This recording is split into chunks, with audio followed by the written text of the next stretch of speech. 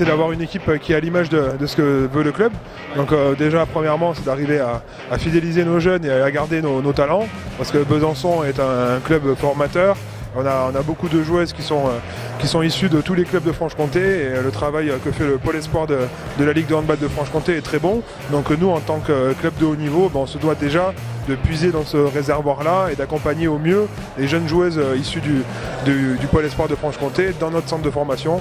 Donc voilà, on va dire en termes de recrutement, c'est un recrutement sur l'international, parce qu'on a des joueuses qui viennent de plusieurs pays. Là, on a des Brésiliennes, des Serbes et Espagnols. On a aussi des joueuses en local pour arriver à faire grandir ces talents franc-comtois.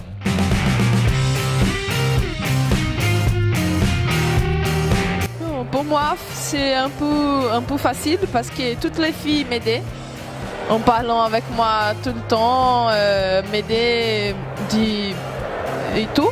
Et je pense que c'est pas difficile. Pour moi, c'est pas difficile.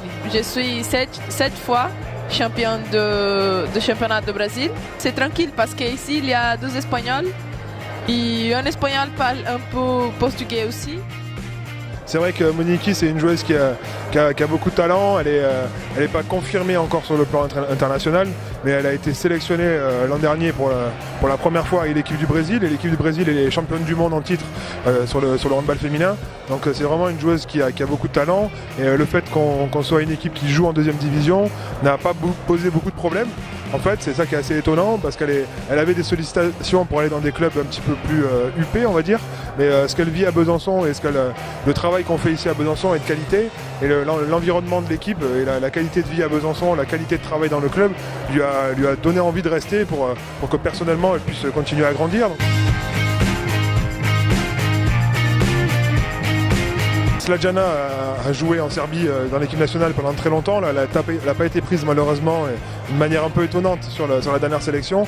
Mais c'est une joueuse qui a ce calibre-là. Et on a vraiment des joueuses de talent à Besançon. Et ça, c'est une fierté pour le club en complément de tout le travail de formation qu'on fait en parallèle.